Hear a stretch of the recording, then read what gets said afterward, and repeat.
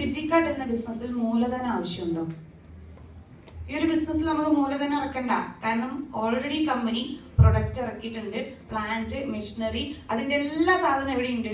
നമ്മൾ ഇറക്കി പ്രൊഡക്റ്റ് മാർക്കറ്റിൽ എത്തിച്ചിട്ട് നമുക്ക് ആകെ എന്ത് ചെയ്യേണ്ട ആവശ്യമുള്ളൂ?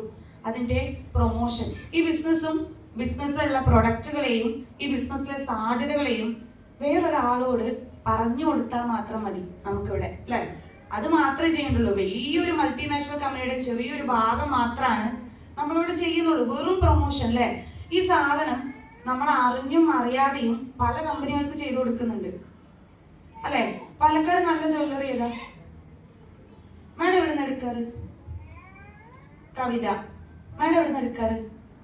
ജോസ്കോ മാം എവിടെ നിന്ന് എടുക്കാറ്? ചെമ്മണ്ണൂര് മാം എവിടെ നിന്ന് എടുക്കാറ്? സ്വർണ്ണമേ എടുത്തിട്ടില്ല, അപ്പൊ ഈ കാലത്തിന് കാലിൽ കിട്ടുന്നതാ. എന്നാൽ ഹസ്ബൻഡ് കടയിൽ നിന്നല്ലേ വാങ്ങിക്കുന്നേ? നല്ല ഭാര്യ. എന്റെ ഹസ്ബൻഡ് എവിടെ കൊണ്ടിരുന്നത് പോലും ഞാൻ അന്വേഷിക്കാറില്ല. കോയമ്പത്തൂരിൽ നിന്നാണ് എടുക്കാറ്. എന്തായാലും സ്വർണ്ണക്കടയാണെന്ന് സംഭവിച്ചല്ലോ.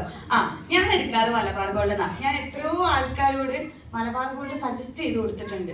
നിങ്ങളും ഇതുപോലെ നിങ്ങളുടെ ഫാമിലിയിലും അല്ലെങ്കിൽ ഈ പറയുന്ന ആളുകൾക്കൊക്കെ നല്ല കളക്ഷൻ ആണെന്ന് പറഞ്ഞ ആൾക്കാരുണ്ട്, അല്ലെ? ഒരാൾ 20 പവൻ സ്വർണ്ണം എടുത്തു എന്ന് വിചാരിക്കും, മലബാർ ഗോൾഡ് എന്നോ വേറെ ഏതെങ്കിലും ഒരു ജ്വല്ലറിന്ന് നിങ്ങൾ പറഞ്ഞിട്ട്. ഇന്നത്തെ വിലക്ക് ഏകദേശം എത്ര രൂപയായി? ഒരു 10 ലക്ഷത്തിന്റെ അടുത്തായോ, അല്ലെ? അതൊരു സ്ഥലമാണ് നിങ്ങൾ വെക്കുന്നെങ്കിൽ ബ്രോക്കറേജ് ഏകദേശം എത്ര കിട്ടും? മിനിമം ഒരു 10-30,000 രൂപയെങ്കിലും കിട്ടണം, വെറുതെ പറഞ്ഞ് കണക്ട് ചെയ്ത് കൊടുത്തേന്, അല്ലേ?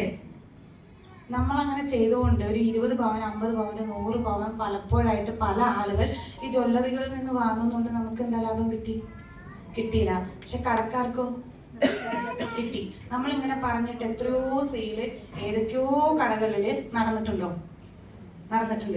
അറിയാണ്ട് ചെയ്ത സാധനം അറിഞ്ഞുകൊണ്ട് ഇവിടെ ചെയ്താൽ മതി, അത്രേ ഇവിടെ ആവശ്യമുള്ളൂ. അറിയാണ്ട് നമ്മളിവിടെ ചെയ്തുകൊണ്ട് നമുക്ക് തരേണ്ട കമ്മീഷൻ ആണെന്ന് ആർക്കറിയില്ല? അവർക്കറിയില്ല. അറിയില്ല. എങ്ങനെ അറിയാൻ സാധ്യത? അപ്പൊ എന്റെ പേര് ജസീറയാണ്, ഞാൻ മലബാർ ഗോൾഡിൽ പോയി പറയണം, ഞാൻ പറഞ്ഞിട്ടാണ് ഇന്ന ആള് വന്നത്, അയാൾ 20 പവൻ വാങ്ങിച്ചിട്ടുണ്ട്, എനിക്ക് അതിന്റെ കമ്മീഷൻ വേണമെന്ന് പറഞ്ഞു. 1 മണിക്കൂർ കഴിഞ്ഞ് അടുത്തൊരു ജസീറും പോയി, അത് കഴിഞ്ഞ് പിറ്റേ ദിവസം വേറൊരു ജസീറയും പോയി. ഏത് ജസീറയ്ക്ക് കൊടുക്കും? അല്ലെ? കമ്പനിക്ക് ഐഡന്റിഫൈ ചെയ്യാൻ പറ്റൂല, അല്ലെ? പക്ഷെ ഇവിടെ നമുക്കൊരു സിസ്റ്റം ഉണ്ട്. ആ സിസ്റ്റത്തിന് വേണ്ടിയിട്ടാണ് നമ്മളിവിടെ ഒരു KYC ഡോക്യുമെന്റ് രജിസ്റ്റർ ചെയ്യണം എന്ന് പറഞ്ഞു, അല്ലെ?